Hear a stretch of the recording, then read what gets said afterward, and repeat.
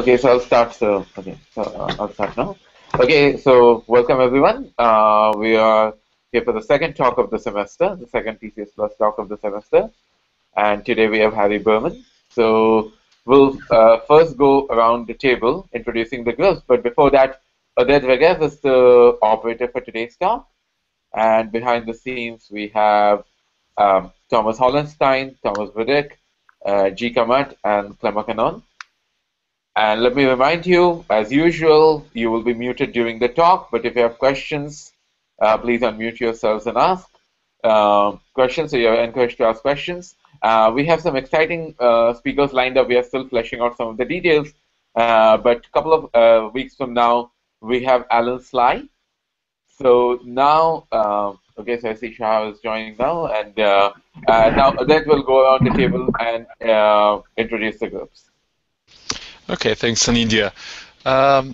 Yeah, so we have a group just across the hall, across the corridor from Harry in CWI, the CWI group, and I'm just okay. Hi everyone there.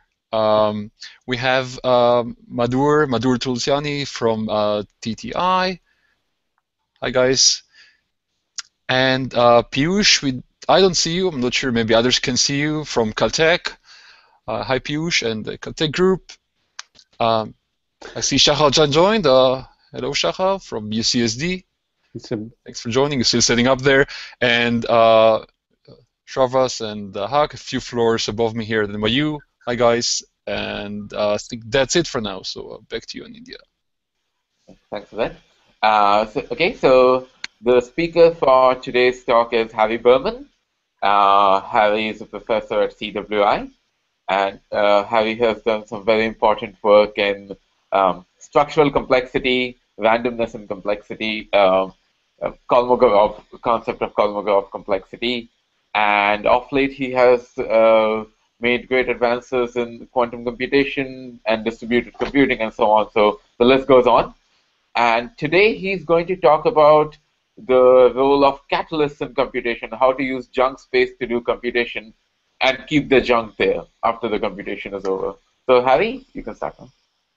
Thank you very much. That's it's very kind. It's quite late here, 7 o'clock, and it's strange to talk to my computer and other people are listening. I guess it's good because now I cannot be hit with rotten tomatoes, so that's very good. Yes, so I will talk today about a funny paper that we wrote about a year ago called Catalytic Space Computation. And this is joint work with Richard Cleave, Michal Kautsky, Bruno Loff, and Florian Speelman. And let me dive right in. The situation is the following, and indeed it was already mentioned. Can you compute with memory with space that is already in use while keeping it in use? So consider the following scenario. Suppose that you are doing a particular computation and you have a little bit of space on your computer. In the rest of the talk I will think of this as log space, but just think of you have a tiny little computer, and suppose that you are computing the determinant of a gigantic matrix, and lo and behold your computer is running out of space, so you don't have enough space. So now, of course, you can do the following. You can go out of your house and walk to the store that sells these beautiful new big hard disks, and buy a new hard disk, and that will give you more space. But just as you are about to leave the house, you encounter your neighbor. It's a very cute neighbor, and she asked, "What are you doing?" And you say, "Well, I need to buy a new disk for my computer because I'm really curious what the determinant of this huge matrix is, and I don't know now." So she looks at you curiously and says, "Well, I don't know about this determinant, but hard disks I know all about, and I actually have one lying around that you can use, but it's completely full of stuff.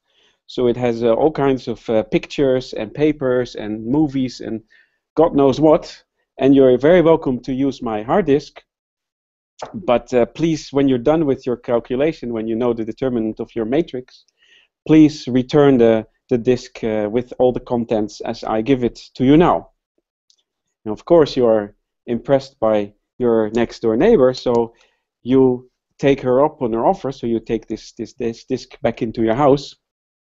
And now, of course, big question is, can you use this disk for anything? Is it useful for computing your determinant? Can this extra space be of any help? And that's precisely the question that I want to address in this talk. So let me make it a little bit more specific. So we have a computation model. As usual, it is a Turing machine, and we have an input which will be always n bits. So there's an n bit input that we cannot touch, that's given. And then we have this free space, which I will think of as logarithmic, and we have this starting contents, which contains junk, whatever, that is given on the hard disk of your neighbor. And so now during the computation, you are allowed to change anything on both these tapes. So you are allowed to change your own free space, of course, but you're also allowed to change the disk that you got from your neighbor.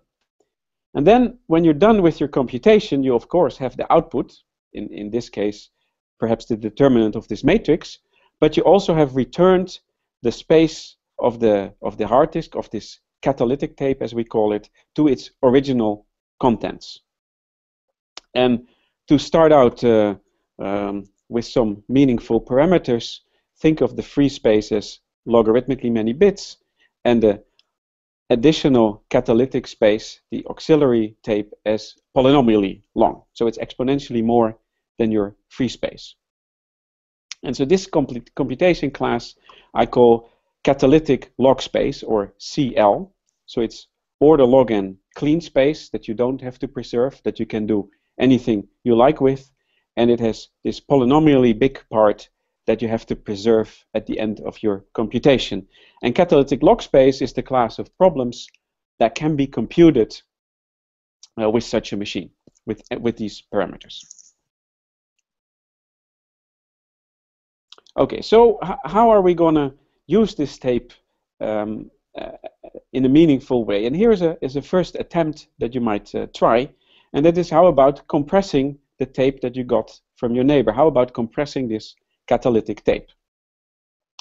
So the idea would be the following. First, you compress this extra catalytic tape. Then you gain some extra additional space that you do in order to do your computation. And when you're done with your computation, you copy the answer of that computation, which used this additional free space. And then you uncompress the catalytic space to its original state. And lo and behold, you're done. And of course, this doesn't work, because in particular, this disk you got from your neighbor was already fully compressed. So it contains random bits, and the disk is incompressible, so you cannot do anything with it. At least you cannot compress it. So this attempt fails miserably, so you cannot compress the tape. So here's a second attempt that might work, because this whole enterprise feels like you're doing some reversible computation. So why not just do a reversible computation? So let's make our computation reversible. That means that you can go back and forth as you like. And now we just use this extra tape as normal space. We just pretend it's okay. We pretend that we don't know what's on it, and we just use it as if it is our space. We compute. Again, at the end of the computation, we copy the answer, and then we reverse the computation to the beginning, and lo and behold, everything should be back to what it was. Of course, this also doesn't work, because when you have a reversible computation, it really requires the original starting position of your tape, the original contents of your memory, to be all zeros. And of course, that's not the case with this hard disk, with this catalytic tape, so that's not going to work either. So that's that as well. And then when you think about it for a little bit longer, actually you realize that this junk space is not at all useful, because of the following intuition that you might have, and that is also seen here in this picture, which contains a garage full of junk. And imagine that you're doing this catalytic computation, so you have this junk in the middle of your computation, and this information content is every time available to you. At every point in time, the whole information that is on this hard disk is available to you. Right? Because at the very end you return it, so you can never lose this information, and so you have to reserve this amount of space all the time, which means that you cannot use it. So let's try to prove it is useless, and that's what we tried, and that's what we failed at miserably. But as we will see later on, it is actually useful. But first, stay in this mode, and let's try to see if we can simulate a catalytic space, a catalytic log space with as little overhead as possible. That brings me to this first result. But here is a small complication that you're going to encounter, and that's the following. So again, here we have our clean space, and here we have this catalytic space, the starting space that can be anything and that should be preserved. And now imagine that you were lucky and that this catalytic space that you got contained all zeros. It was actually completely clean. So you really got a gigantic amount of clean space there. It means that you could really compress it. Now what you could do is you could run a machine that first uses this additional polynomial amount of space as a counter, completely cycles through all the possible 2 to the n to the c configurations, and then when you're done with that, so you have already done 2 to the n to the c many steps, then you just do the normal catalytic computation as you were used to. So you run the normal catalytic computation. Note that this will return the space to all zeros, and it will use an exponential amount of time. So a catalytic log space machine, on some of its contents at least, can run for exponential time. So if we want to simulate this in polynomial time, how are we going to deal with this? And here's the first result that I want to mention and which I want to prove, and that is that catalytic log space is contained in expected polynomial time randomized computation, or zero error probabilistic polynomial time. By the way, it's easy to see that log space is contained in catalytic space, because log space is just a catalytic machine that doesn't have this extra catalytic tape. So it's trivial to see that log space is contained in catalytic log space. What will be a little bit harder is to prove that ZPP is contained, that catalytic log space is contained in ZPP. Tariq? Yes. Stupid question. So just to make sure, in the example you gave just a minute ago, can you say again, how do you return the extra catalytic space to its original state? Maybe you said that. This slide? Yes. The slide that you see here? Well, imagine that the state is all zeros, that the hard disk that you got from your neighbor actually was an unused clean hard disk. And in that case, it's easy to just use it, and at the end of the computation, set it to all zeros. I see, right. So you okay. But it is important to realize that the catalytic computation has to work no matter what the contents are. But on some contents, it can actually run for a long time. That's the point here. So it's supposed to work no matter, it's also supposed to work if it's all zeros. In such a case, I see, it can return to zeros, yeah.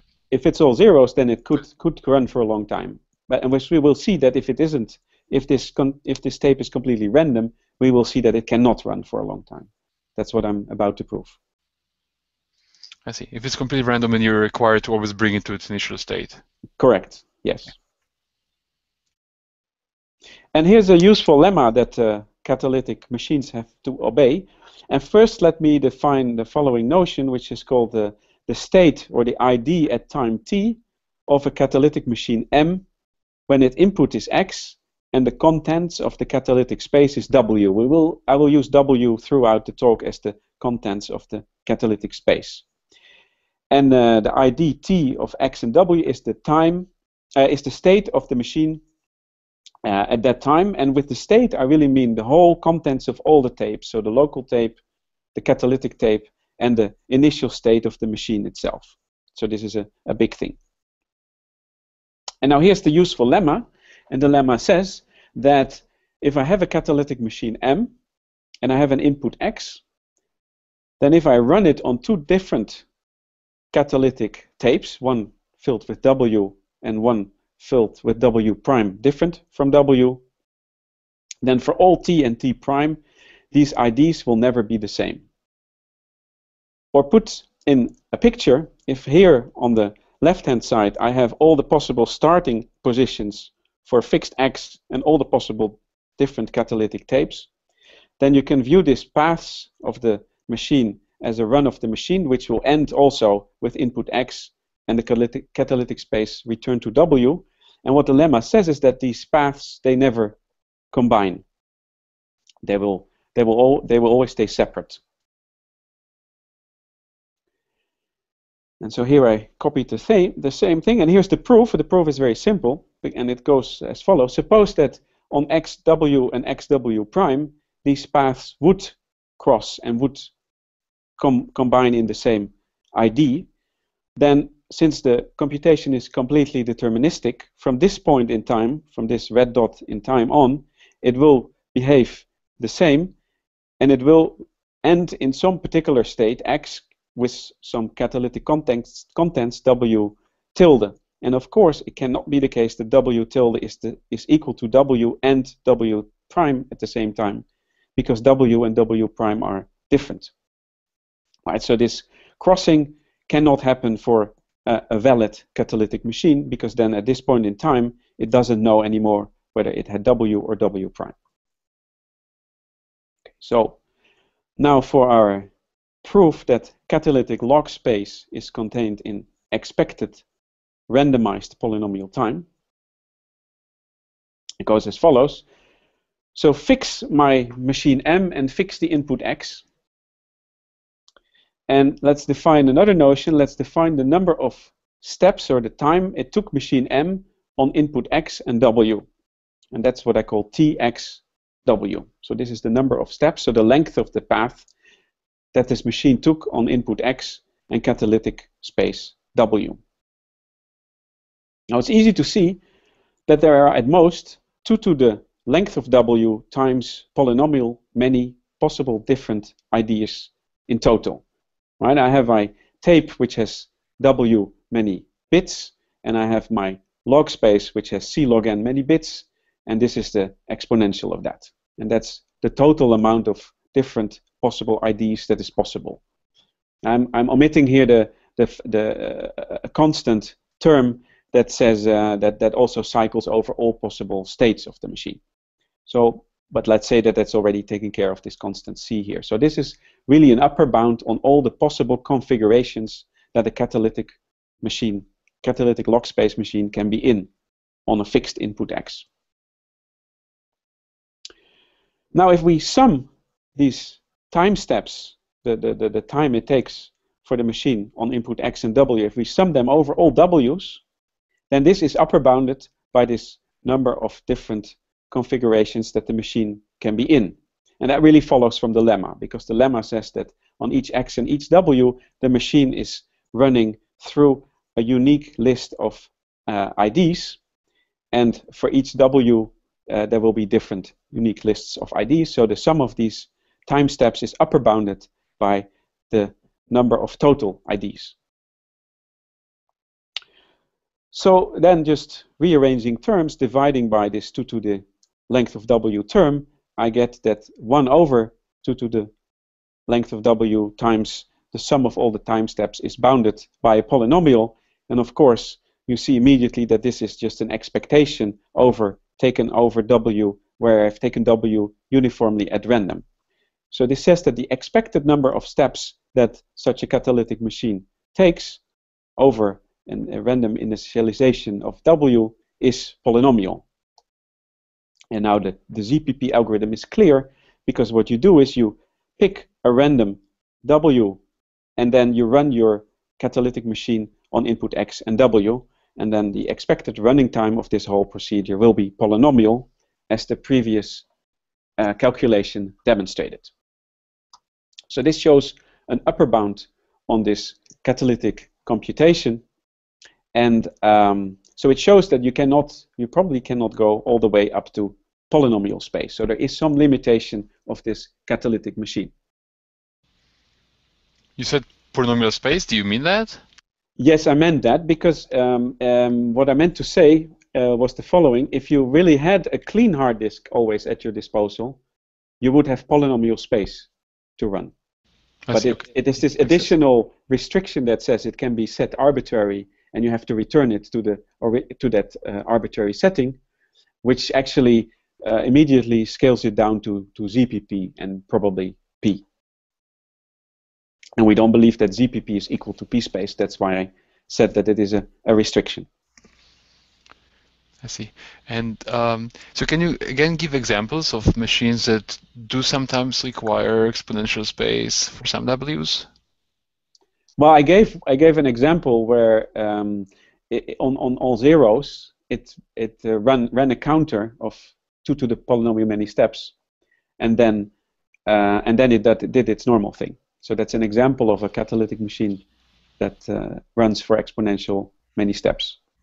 Is it a valid one? Because I thought it doesn't always bring the state to where it's supposed to. It doesn't satisfy the requirements, no? Maybe yeah. So it is a valid machine. So the machine is the following. It first looks if the tape is all zeros.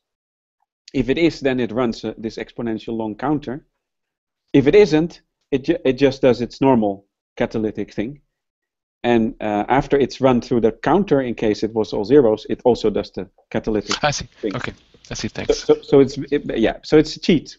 And actually what this lemma says that it's not useful in general to run for exponential time. Right? On a random instantiation, you will run for polynomial time. So I think that there are no useful machines that run for exponential time on some inputs. Yeah, it seems like those hard instances where they hard junk on which you have to run exponential time, they all are very simple. They have to be detected by L, so maybe it's something you can fool using a P machine. Yeah, so the times when it runs when it runs for a long time, when it runs for exponential time, the contents of the tape are compressible in some sense.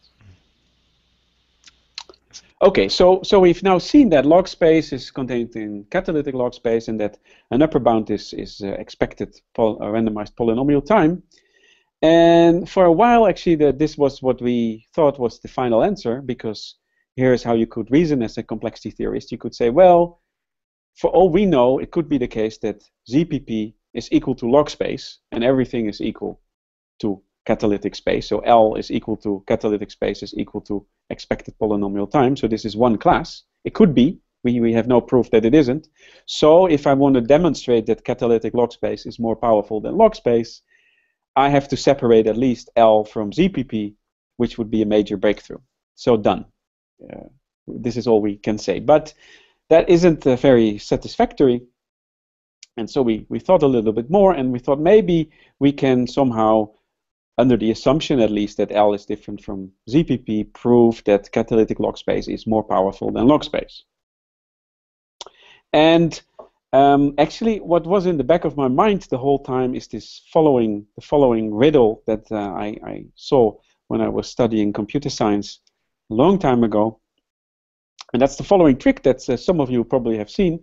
Suppose that I have a register X that contains some value T of X, and I have a register Y that contains some value T of Y, and suppose I want to swap X and Y. So I want that X contains T of Y and Y contains T of X. And it's easy if you have a third register Z, then it's easy to swap the two, because what you do is trivially, you first put the contents of X into Z, then you put the contents of Y into X, and then you put what was put in Z into Y, and now you have exchanged X and Y using a third register Z. But the interesting thing is that you can do this without this extra register Z. And here is how you do that. And this was what was in the back of my mind all the time, that you can do something with dirty space. And here's how you do it. It's actually interesting. You do the following instruction. You say my variable X becomes Y minus X. And I'm going through this slowly because I will use this notation later on in the talk as well. And so this double slash here means that this indicates the value now of register X. So after I have executed this command, then the value of X is going to be the value Ty minus Tx. So the next instruction is actually identical to the first, but now I do the same for register y. So I said y is going to be y minus x. And now this here is the value of y. Note that y is instantiated with ty, but x from the previous instruction has the value ty minus tx. So this instruction puts ty minus tx into y. And when you work it out, that actually is tx itself. The ty and the minus ty cancel. And the only thing that remains is tx. So now I already have tx in y. I only don't have ty in x. So for that we require a third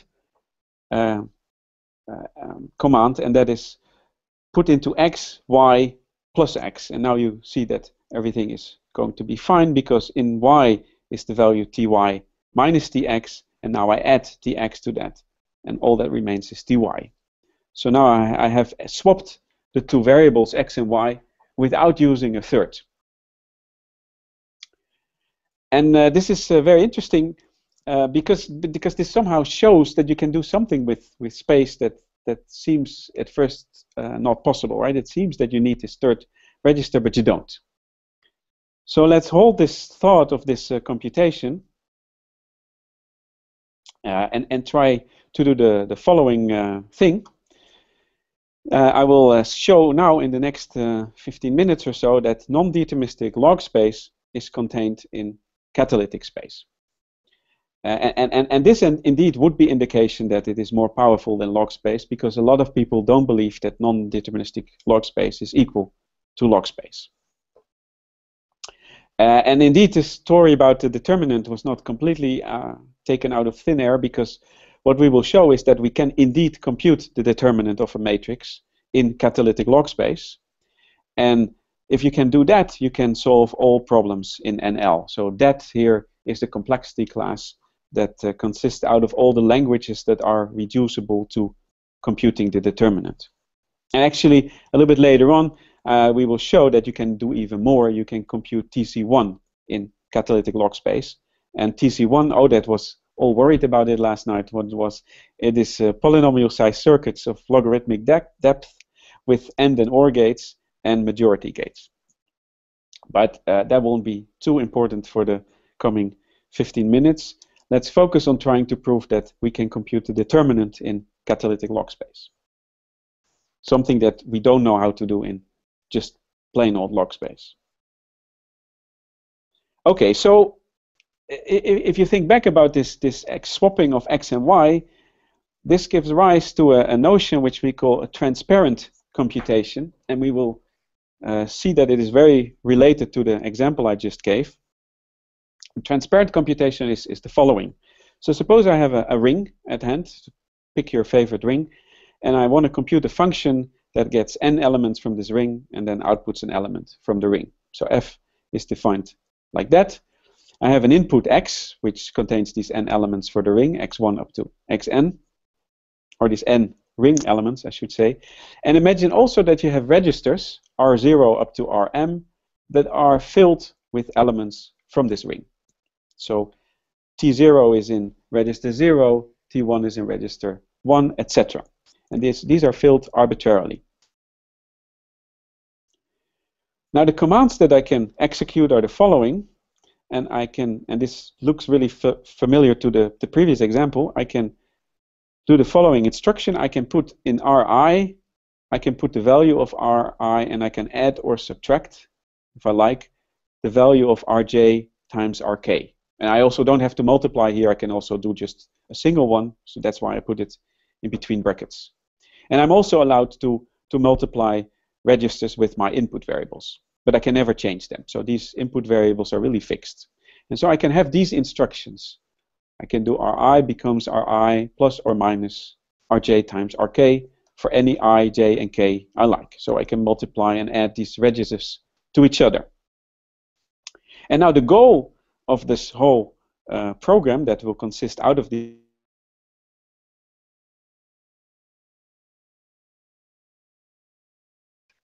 T0, I want that the value of f of x is added to that register. And which initial multiplications and the additions here are over the ring. And I want that the program that does this will work for any initial setting. Note that I don't require this the initial settings to be returned to its original value. I only want that in this value, in this register R0, the correct value is added. So you might also say that this is offset computing the value of f of x in R0. And now also note that the programs that consist out of these instructions are really reversible. Because imagine that you did the following instruction. You said Ri becomes Ri plus Rj times Rk. Well, simply the inverse of this is, instead of adding it, subtracting Rj times Rk. And if I had a subtraction here, I did the adding here. So these set of instructions are inherently reversible. If I have a program that computes something, there's also an inverse of the program that I can run that will put everything back to the original setting. Okay, so this is what we call a transparent program, and I will be interested in transparent programs that consist out of a polynomial amount of instructions. So polynomial transparent programs. And now, why are the transparent programs interesting? Because in the next slides I will show that if you have a transparent program that's not too long and runs on a nice ring, I won't go into the details what this ring should be, how nice it should be exactly. You can think of some restrictions there. But if I have a transparent program, then I can simulate the behavior of that transparent program on my catalytic machine in a catalytic way, so without disturbing the tape. And here is the general broad idea. Remember that we had this clean logarithmic space that we could use at our leisure, and we have this filled catalytic junk at the end that we have to preserve. Now just mentally do the following. Divide this m plus 1 registers that your transparent program is using. So just chop these catalytic parts up into m blocks and call the first block register 0, which will contain some value t0, call the second block R1, and so on and so forth till the last one. So I just mentally partitioned my catalytic space into registers, and these registers contains junk elements from my ring. I just interpret it as such. And now when you start your simulation, first you copy the value of t0 into your clean memory. I'm assuming here that these registers, these ring elements, are not too big. Actually, they can be very big, in which case you have to copy only the relevant parts of the element. But just for the simulation here, bear with me and assume that these contents of these registers are not too large and they fit into my little local clean memory. So I copy the value of t0 into my clean memory, and then I start to run the transparent program as if these catalytic space are my registers. And I just add and subtract stuff among these blocks, also depending on my input, and I completely mix up the values of these registers. And note that I also need my clean space to do the execution of this transparent program. So the clean space also has the instructions at hand, and it just performs them. And now, when we're done with running the polynomial size transparent program, we have really potentially changed this catalytic space completely. But here in register R0, we have offset computed f of x. Right? This now contains the value t0 plus f of x, because that was all that the transparent program was promising. And now note that we handily kept t0 also at our local space, and so this allows us to extract the value of f of x from this register R0. And so we replace the local value t0 with the value f of x that we were interested in. And now we run the inverse of our transparent program, which always exists because it's an inherently reversible programming language. And what happens is that we return our catalytic space to the original setting, so it will contain all the values as before, and we have computed the value of f of x as we want it without disturbing the catalytic space. So this shows that if you have a transparent program that is somehow simulable in log space, then you can use it to run a simulation of that catalytic of that transparent program on your catalytic machine. Okay, so now the question remains, how powerful are these transparent programs? Because if I can do a lot of stuff with transparent programs, then that also means I can do a lot of stuff with catalytic log space machines. And here is a theorem, and the theorem is it says theorem there, and it really is kind of already an old idea, although it's not the same. But it dates back to Benor and Cleve, and they somehow used some ideas that we're using here. And it says the following: if you read it in our language, it says that if you have an arithmetic formula of polynomial size that has logarithmic depth and multiplication fan in 2 and plus unbounded fan in, then I can actually construct a transparent polynomial size program that computes the value of this arithmetic formula. And so here you see a picture of this arithmetic formula, and it has nodes, it has log depth, as you see, and it has nodes that are labeled with times and plus, and the pluses can have an unbounded fan in, and the times can only have a bounded fan in of 2. So this is a polynomial size arithmetic formula, and what I will show is that if you have such a formula, then there is a polynomial, and it runs over some ring, so there's an underlying ring in which the addition and the multiplication are done, and also the inputs are from that ring. And if you have such a formula, I will show that there actually is a transparent program of polynomial size that computes the same thing as this formula. And here is how it goes, and this is the most technical part of the talk. And my computer has frozen. Can you still hear me? Yes, yeah, we can hear you.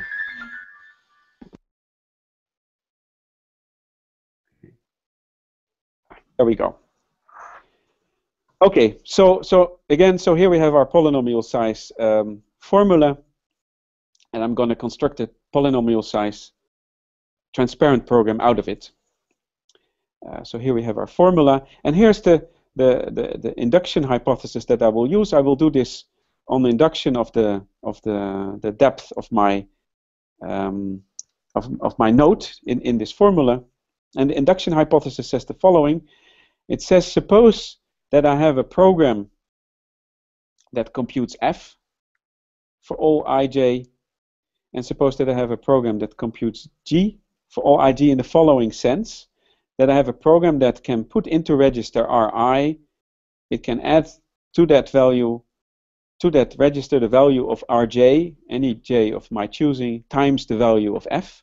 And suppose that I have a program p2 that computes the same thing, but then for g, then I can actually find a program that computes the sum of f of g and g in ri, and I can get a program that computes the product of f and g in the same way.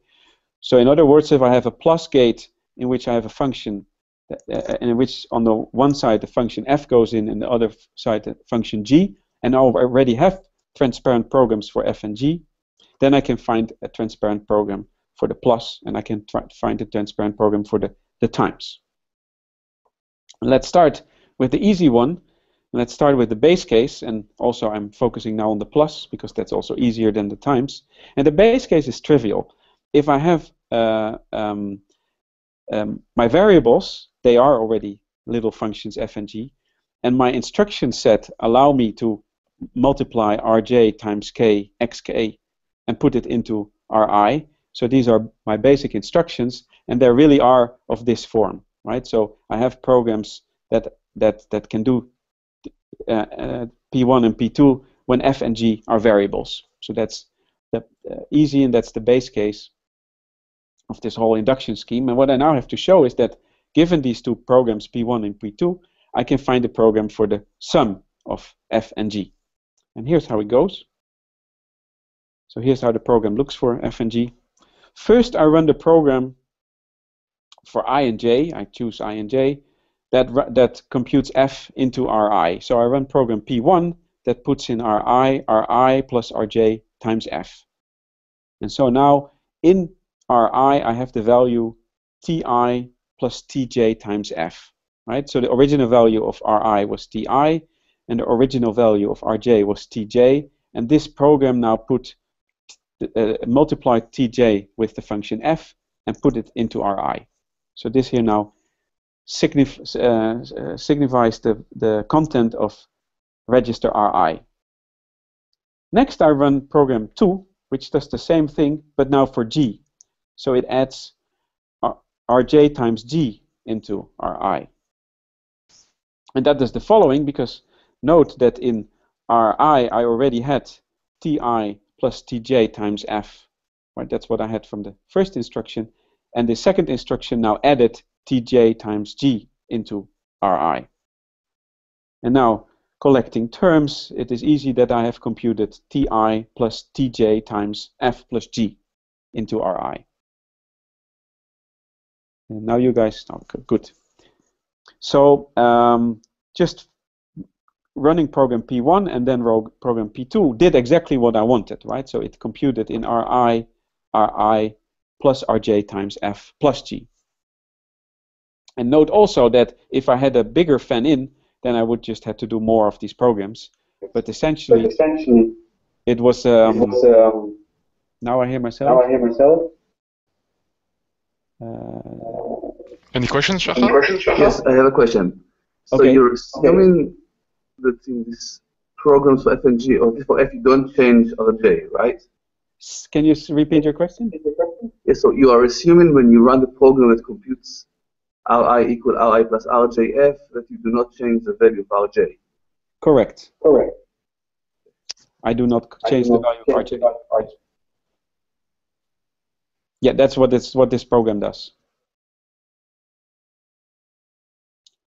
Can I go on? Yes. Yes. Okay, so just repeatedly running program P1 and P2, and if I had more inputs, P3 and P4, we'll just add nicely the values into Ri. And so that shows that the program for the plus is easily obtained. So now let's try to do the times, which is slightly more tricky. So now I want to run a program that computes the product of f and g into Ri, like here at the bottom. And as before, I run the first program, but actually now I run it on a third register. I run it on Rk. So I run the induction hypothesis P1, but not for I and j, but for k and j. So that will compute in Rk. It will put the value of Rk plus the value of Rj times f.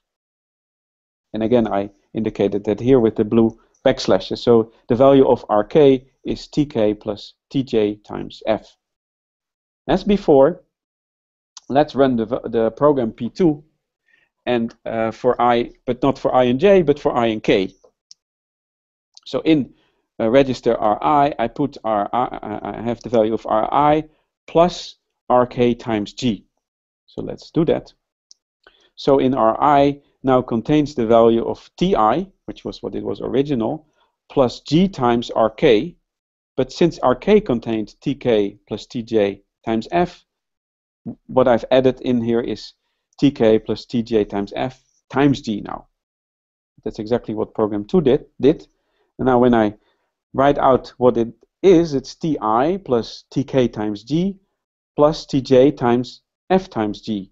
So note that they were almost there, but that this thing that I've circled here in blue, that is actually too much, that I have added too much to this register. I want to get rid of this, right? Because I want to have Ti plus Tj times f times g, right? That's what I'm aiming for. And I've got a little bit too much now. So let's see how we get rid of that. And here's a way of getting rid of that. I run again P1, but now the inverse of P1. So when I do that, the value of register k is set back to Tk, because that is what the inverse does. And now I run the inverse of program 2, which actually does exactly what I want, because now it takes Ri and it subtracts from that Rk, which has the value Tk, times G. So it subtracts from the value Ri the value Tk times G, which is exactly what I wanted to get rid of.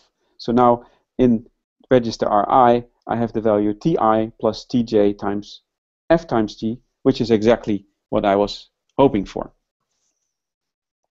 So note that instead of running a program for F and a program for G once, I have to run a program for F and the inverse for F, and I have to run a program for G and the inverse for G. So this is going to blow up when the depth is increasing, and it goes as follows. When the depth is D, I will need to do 4 to the D instructions when my multiplication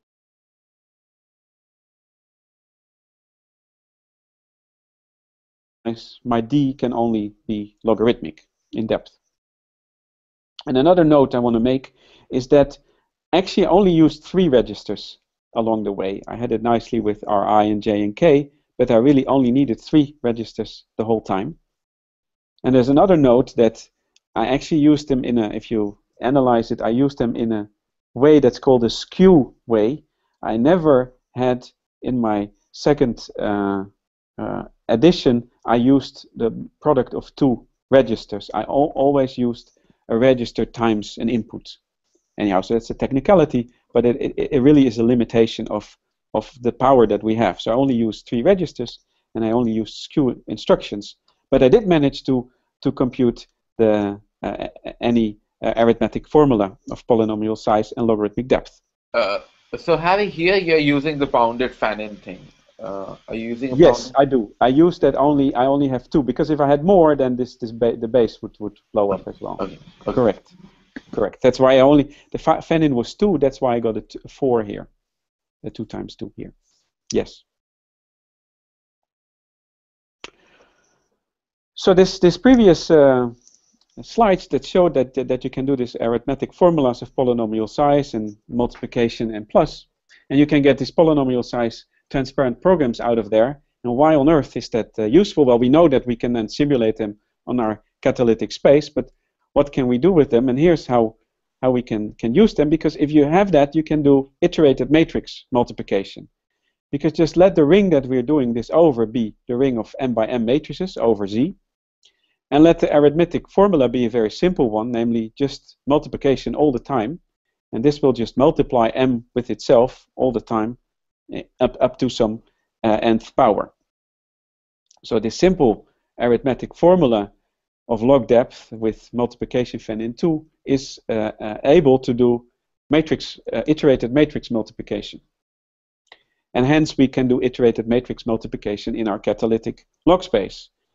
And for those who don't know, actually iterated matrix multiplication is a very useful thing, because if you can do that, then you can actually also easily compute the determinant of your matrix.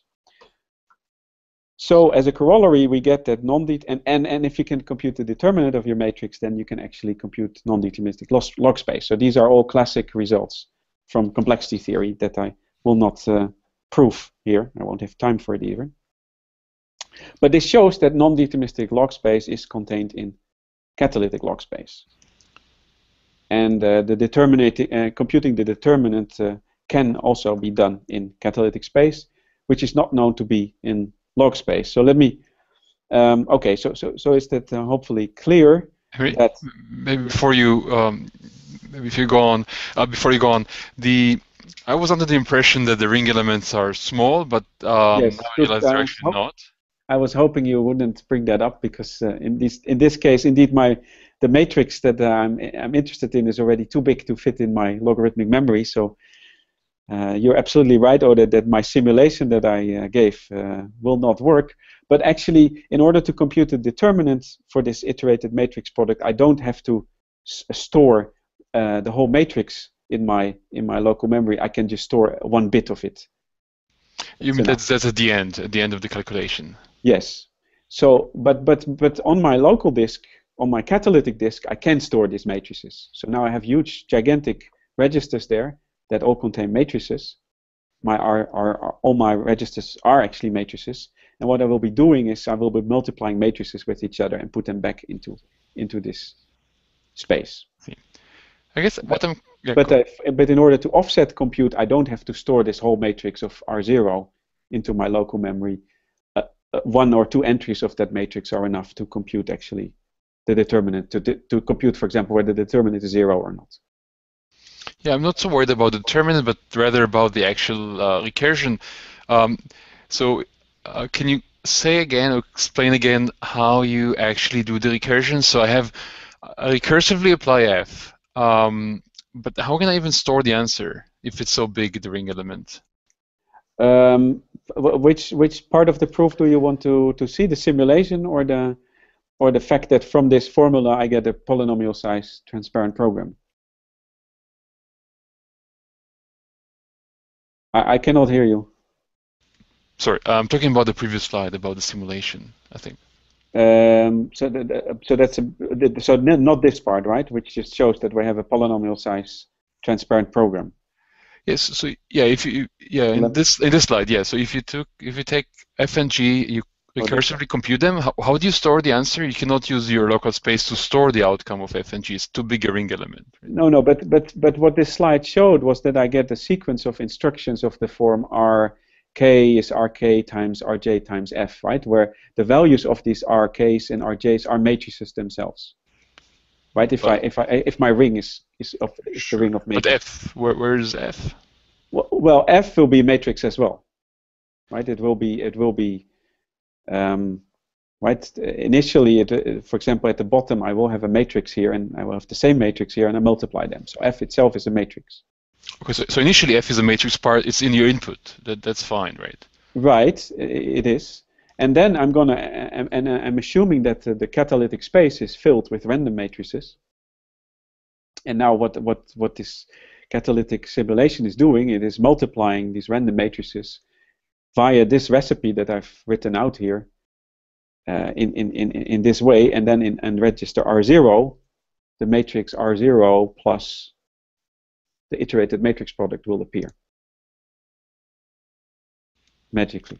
And so when I apply the recursion, so I want to apply the first instruction in this 4-step process P1. Yes, this one. Right. Yes. So this f presumably should be, it's not one of the x's, so the only other option is one of the r's. It will be actually, if you unfold this whole program that I've done here, you will actually get always instructions of the form ri times rk times some input, some part of your input. So it's not like you said that all instructions only involve 3, but it's actually more because you have to unfold the whole sequence? No, it will actually be 3 only. And then I'm getting confused because this f should be stored somewhere. I mean, if you really want to do separation, ri equals rj plus rk times f. So where is this f in this intermediate step in the recursion?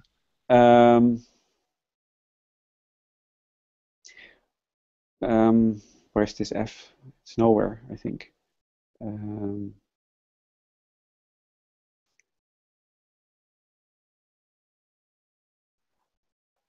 The way I see it is that you can unfold this recursive procedure in order to get instructions in which, of course, f doesn't appear. Right? I mean, this was just how do I say this? It's convenience for writing a labeling of what this instruction is doing, right? But this f isn't there, right? There is an instruction that achieves this, where f is the value of the thing coming from the left, and g is the value coming from the right. There is an instruction that achieves that. Mm-hmm. I see. But then there's fear that if you really, because you might also have additions with big fan-in, and if you really unfold this entire recursion, you get a huge. Well, the fan-in is 2 for multiplication. No, but for addition, it's big. But for addition, there's no blow-up because I can just do them one after the other. Well, except f is not stored anywhere, so it's not clear if you. No, but there will be just instructions of this form, of the form ri plus rj times some input. Something confuses me, but we should continue. Yeah, sorry. I mean, but this f is just a labeling, not a question. Yes, just following up on that question. So, I mean, if you only use 3 registers, then why do you even need a catalytic space at all? If each register has log n bits, Yeah. you just do everything in workspace. The registers are actually polynomially many bits. They contain a whole matrix. I mean, okay, this is for this example, but I mean, let's say you don't have registers. Let's say your ring has log n bits. Okay. So you only use 3 registers, and you can do everything in log space already. Well, in the coming slides, I will use more registers. But so the one way of showing is that you have registers that are gigantic, and you have only 3 of them, and you get this result here. And in the next slides, I will actually use, well, the idea is to use more registers, and to use this non-skew structure. But just to make sure I understand, so what you just said, translate to that if the registers have size log n, then you can do everything in log space, right? Only if I have constantly many registers and the registers are of size log n, then it is in log space. But typically, I will have registers that are bigger than log space, and I will have polynomially many of them. So, but for this part, we say you only use 3 registers, so you can actually simulate this in log space. If I use 3 registers, and so okay, so what you're saying is that if I have a formula and the ring elements can fit into log n space, and I have only 3 registers, then I can do the whole thing in log space. That's what you're saying. That's true.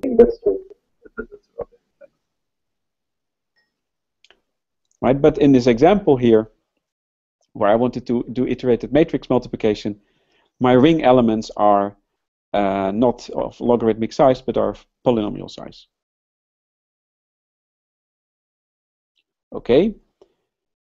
To get a little bit more, I'm almost done actually. To get a little bit more, we developed some tricks that used more registers and also these non-skew instructions. And one of the ideas is not to compute gate by gate, but to compute level by level. And also we developed gadgets very much like what you've seen here, but slightly more complicated, that allowed us to do powering and products and equality testing like things. And when you plug that all together, and I will not talk about it here, but you can find it in our paper, then you can go all the way up to TC1 with transparent programs over polynomial size. And actually the ring will be Z modulo some small prime. And the TC1 again for ODAT is polynomial size circuits that have logarithmic depth, majority gates, and AND and OR gates. Okay, so summarizing, and I will say a few words after this slide, catalytic space turns out to be actually surprisingly useful, and one catalytic programming technique is by using transparent programs, which are some reversible straight line programs that do not need clean registers. And when you have these, you can simulate their behavior on a catalytic machine in a catalytic way.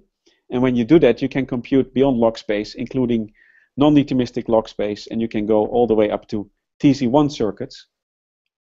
And now here's the obligatory line of what we have shown. We have shown that log space, which is contained in non-deterministic log space, which is contained in all the stuff that is reducible to the determinant, and that again is contained in TC1. All of this sits in catalytic log space, so it contains quite a lot more than just log space. And we've also shown that an upper bound of this whole thing is ZPP, expected randomized polynomial time. And a big open problem is which of these inclusions are strict, or perhaps they're all equal, which I don't believe, but probably catalytic log space is different from log space, and is it equal to ZPP or is it equal to P? That's one of the things I would like to know, and we don't know. So that's an open question that you might find interesting to work on.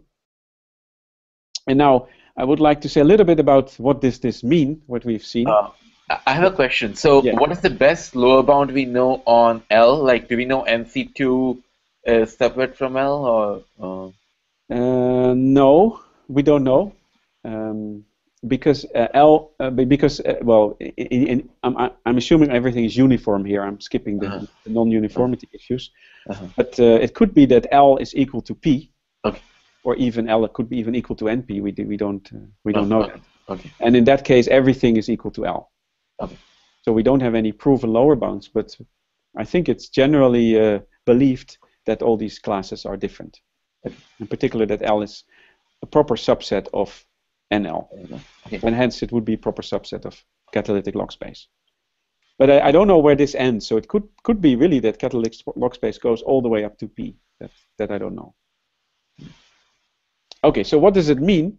And it means different things if you ask different people. And so one person might say, well, intuitively, it is the case that this extra full tape is useless because the information content has to be preserved throughout the computation, and hence it is completely useless. But we have shown now in this talk that actually you can do non-deterministic log space, and you can even do TC1. So maybe if your intuition is correct and catalytic log space is useless, it is really log space, then all these classes are equal to log space. And you would show a surprising collapse of complexity classes using catalytic space. That would be wonderful. I don't think that's how the world is, but it would be one way of showing that, for example, NL is equal to L. Non-deterministic log space is equal to log space. Here's another application that Hartmut Klauke told me after hearing my talk. And again, here we have our catalytic space with clean space.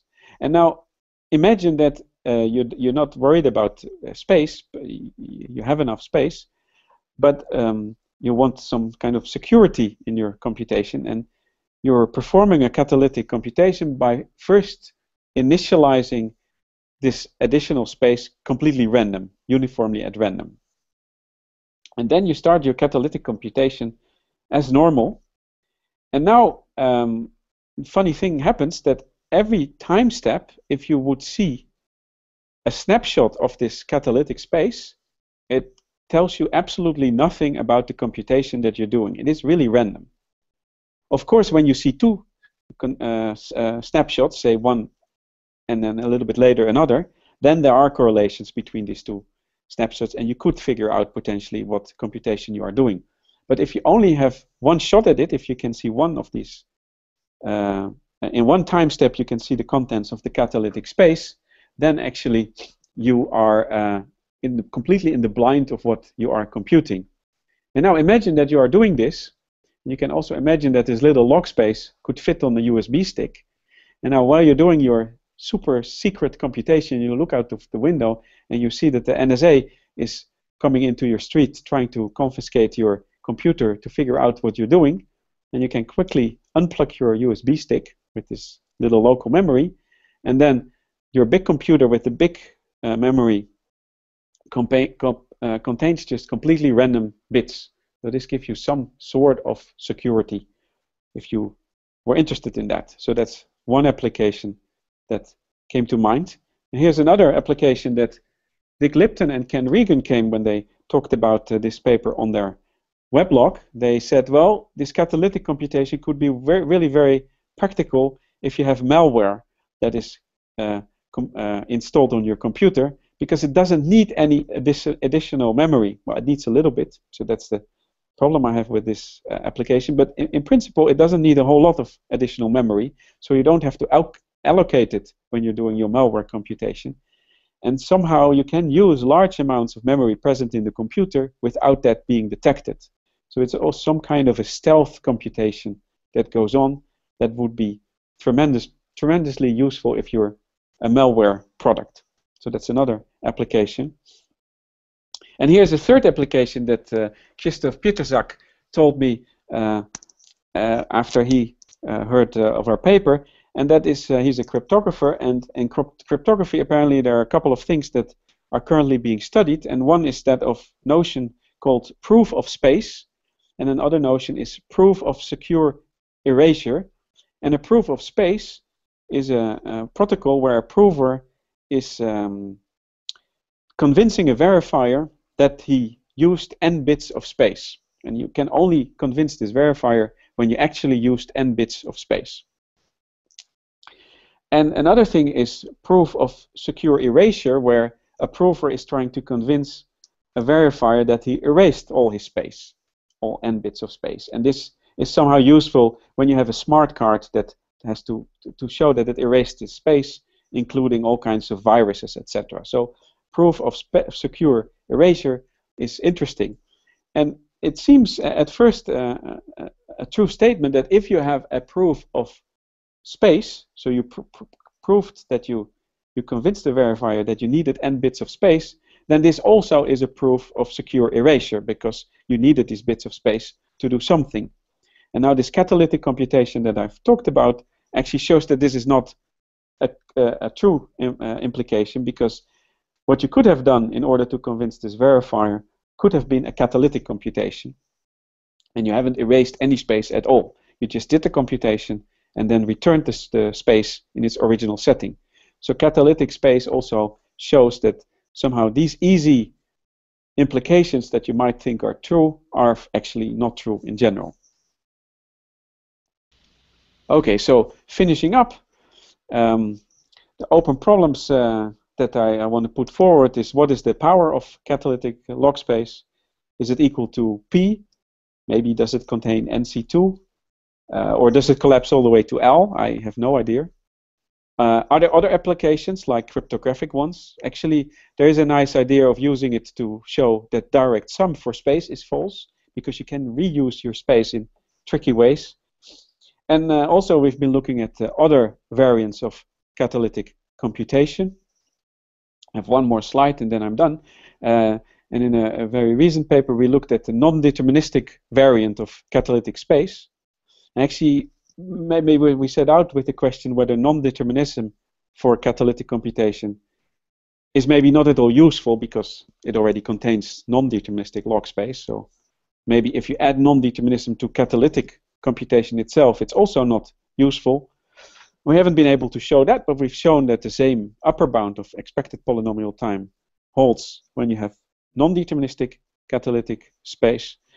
We also were able to show that it was closed under complementation, which was actually quite difficult, and we had to assume some pseudo-random number generators to do this. So this was not an easy adaptation of Immermann-Shelop-Chenyi's result. And furthermore, we were able to show that the catalytic space does obey hierarchy theorems. But again, we needed some small advice for doing that. So we don't get clean statements here, but ugly ones because of the nature of our class. Anyhow, so this is where I want to stop. Okay. That's it, guys. Thanks, Avi. Thanks. Thanks, Avi.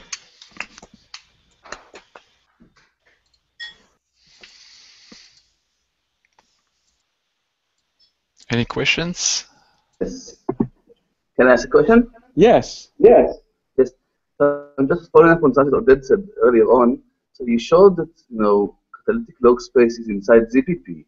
Yes. Right? Because you could choose a random string for your catalytic space, but you can instead choose a pseudo-random one that's just full log space that you can compute actually for another time, and that should show that catalytic log space is inside P, not ZPP, right? Can you say it again? Because I couldn't hear a lot of the words that you were saying. I'm saying so instead of choosing random bits for your catalytic space, you want to choose pseudo-random bits that's full log space. That would still for the catalytic machine, because it just runs a log space machine now. And you can actually generate this in P. Okay. So you, instead of you want to improve the upper bound to P. Is that your question? Yeah, I'm saying I think this should work. So you're saying that this upper bound can be improved to P if you use this pseudo-random generator. That is again.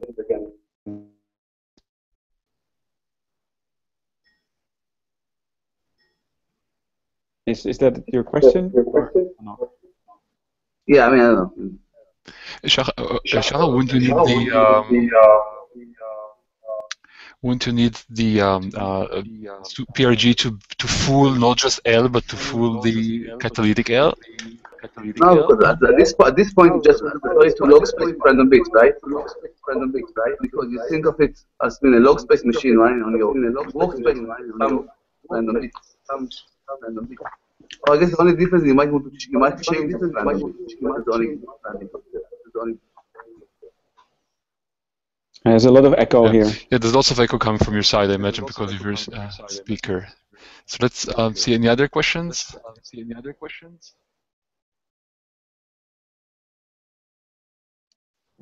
Yeah, we have one question here. Yes, just going back to your first application. Yes. Can you show that slide, maybe?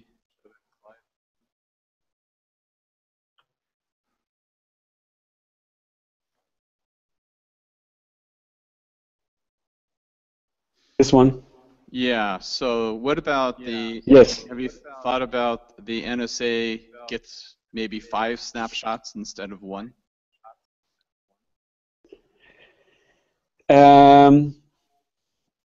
Well, I haven't actually thought about it, but yeah, you could try to analyze it and see how much information they get that way. I haven't done that. Try to design it so it still works, but even if they get a fixed number of snapshots, they still get no information. The snapshots. Yeah, I haven't tried that. That could be the case. Yeah. Yeah, I mean, so maybe that's an interesting question. Yeah. I don't know how realistic. I mean, this is a very strange scenario where it's all theory anyway. So. Yeah. But you could also try to analyze how much information they get when they get 5 snapshots. Right. And maybe you can bound the information that comes out that you can extract from there. That's a good question, and I don't know the answer. Harry, do you know? So you mentioned non-deterministic catalytic space. Do you know anything about randomized catalytic space? Can you show RL equals L in this setting? Ooh, good question. I don't know. We haven't tried that, I think. Could be. I don't know.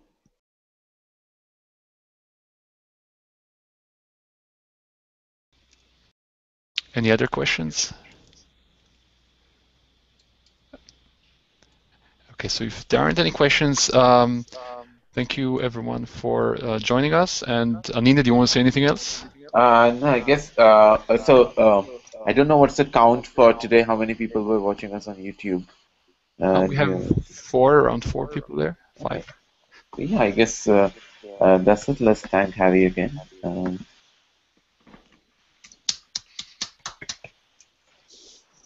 You're welcome.